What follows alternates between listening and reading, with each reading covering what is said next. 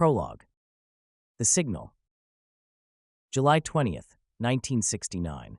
The world held its breath, eyes fixed on fuzzy black and white screens as Neil Armstrong's boot touched the moon's gray dust, a triumph carved in static and static.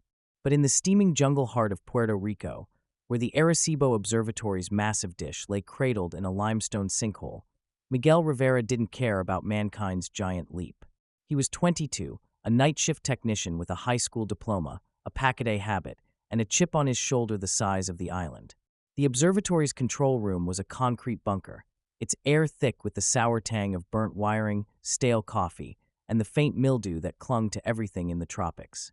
Rain battered the corrugated roof like machine gun fire, a tropical storm ripping through the island, turning the jungle outside into a churning sea of green and black. Miguel sat alone, his bloodshot eyes locked on the green flicker of a CRT screen, where waveforms danced, a cryptic language of numbers and pulses he was paid to log, not decipher.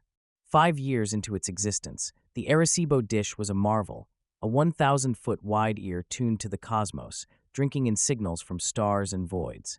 To the scientists in their pressed shirts and horn-rimmed glasses, it was a temple of reason, a tool to map pulsars and probe the universe's secrets. To Miguel, it was a prison. The dials, switches, and blinking lights mocked him with promises of discovery that never came. He was a cog, not a dreamer, stuck on the graveyard shift because he was too young, too uneducated, too local to matter.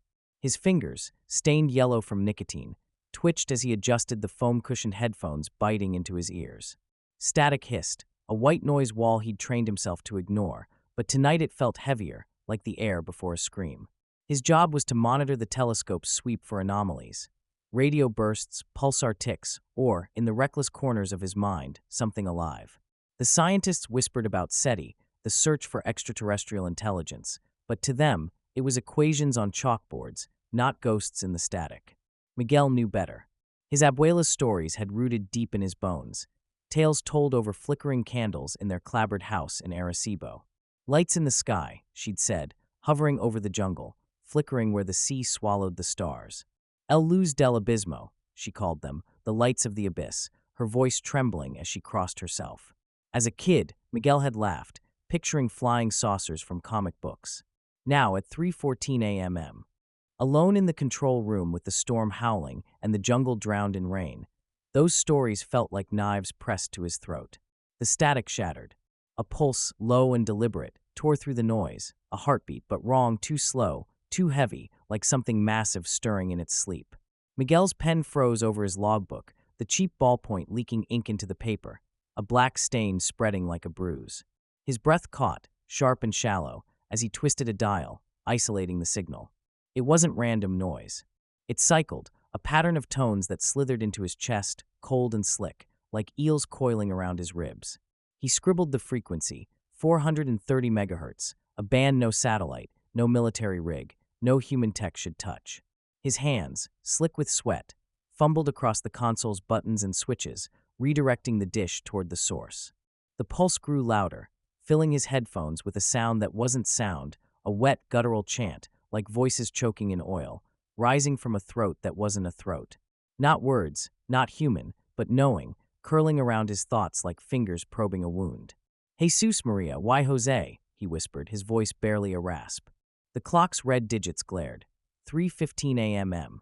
The other techs, older, smug, with their college degrees and mainland accents, had ditched hours ago, piling into jeeps to chase moon landing parties in San Juan, toasting to Armstrong and Aldrin in smoky bars. Miguel was alone, just him, the machines, and the storm's relentless roar. He jabbed the record button, and the reel-to-reel tape deck groaned to life, its reels spinning, the red light winking like a predator's eye. The chant poured through the speakers, flooding the room, a tide of sound that seemed to pulse from the southeast, over the Atlantic, where the ocean plunged into a trench no one dared map. A black scar in the earth, deeper than reason, older than fear. Abuela's warning clawed at his mind. The sea hides things, Miguel. Things that see you first. The lights flickered, not just the console's dials, but every bulb in the room. They buzzed, a low, insectal hum, and shadows jerked across the concrete walls, twisting like spider legs skittering in the dark.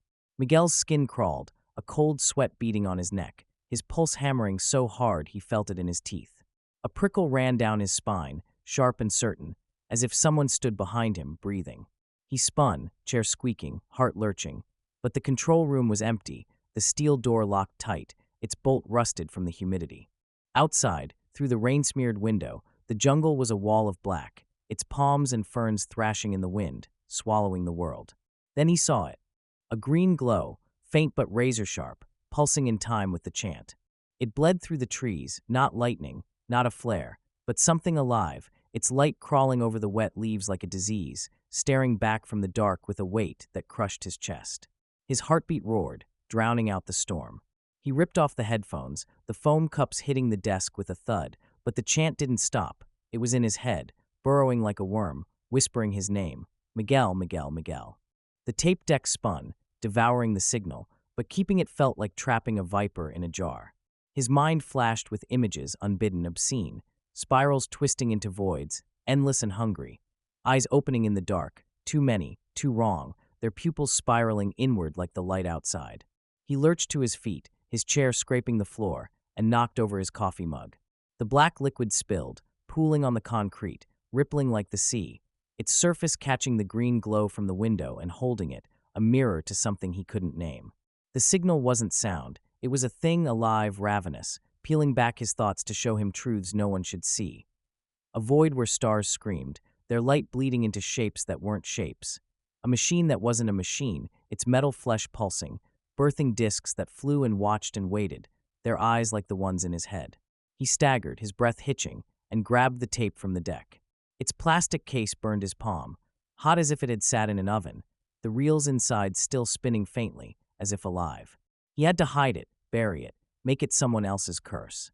His keys jangled in his shaking hands, slipping twice as he stumbled across the room to the row of metal lockers where techs stashed their junk, lunchboxes, raincoats, dog-eared playboys. The air felt thick, pressing against his lungs, and the chant in his head grew louder, his name now a command, a hook dragging him toward the window, toward the glow. He fumbled the lock open, the key scraping metal, and shoved the tape into the locker's depths, behind a crumpled denim jacket and a half-empty pack of Marlboros, their paper damp from the humid air. The locker door slammed shut, the clang swallowed by the storm's howl, but the chant didn't stop, screaming from the speakers, louder, insistent, a chorus of drowned things calling him to join them. He lunged for the console, fingers clawing at the power cord, and yanked it free. The speakers died, the room plunging into a silence that wasn't silence, thick, heavy, like the pause before a guillotine falls. The lights steadied, their buzz fading, but the green glow outside sank, slipping below the tree line, leaving a hole in the night that felt like a wound. He couldn't stay. Whatever was out there knew him now, had seen him, had spoken his name. Miguel snatched his raincoat from a hook by the door, the fabric cold and clammy, like skin left too long in water. He fumbled with the door's bolt, his fingers numb, and burst into the storm. The rain hit like a fist, stinging his face, soaking his clothes in seconds. He slipped on the gravel path, boots sinking into mud, and scrambled toward his motorcycle, a beat-up Yamaha parked under a tarp that flapped like a trapped bird. He didn't look back, couldn't, terrified he'd see the glow chasing him, or worse, eyes, those eyes from his visions spiraling, watching. The bike roared to life, its engine a weak snarl against the storm's fury, and he tore down the winding road toward Arecibo, tires skidding, headlights cutting through sheets of rain.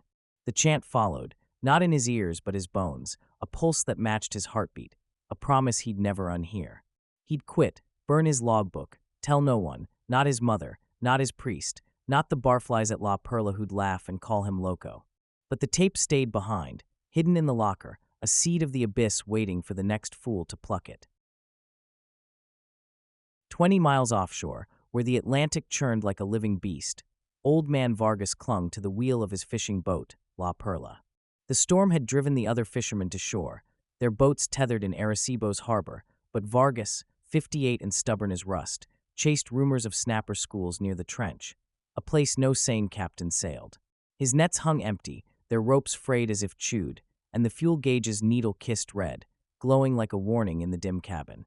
The waves slammed the hull, each crash a fist trying to crack the boat open, and the air tasted of salt and something older, sharper, like blood.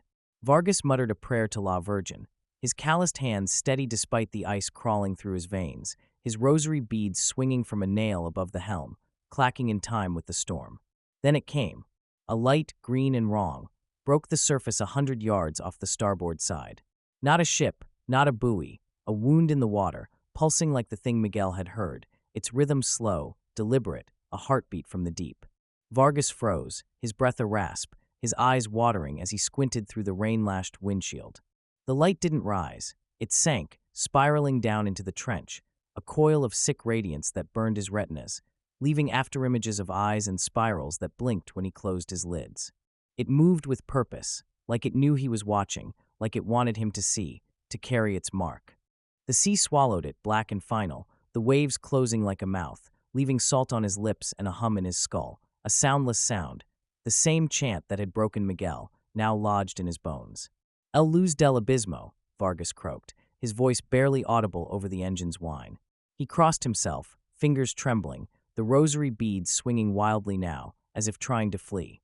His abuela had warned him, her voice cracked with age, telling of lights that called men to their graves, lights that weren't lights but doorways.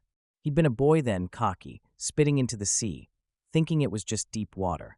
Now at 58 he knew better. The trench wasn't empty. Something lived there, something that didn't sleep, didn't die, just waited, its eyes open in the dark, counting the years until the world was ready. He cranked La Perla toward shore, the engine choking, spitting oil, the boat lurching against waves that felt alive, pushing him back toward the trench. He'd tell no one, not his wife, who'd call it a drunk's dream, not the priest, who'd offer hollow blessings, not his sons, who'd never sail with him again if they knew. But tomorrow, he'd carve a spiral into the boat's hull, a jagged mark to keep the dark at bay, knowing it was futile, knowing the sea had already claimed him.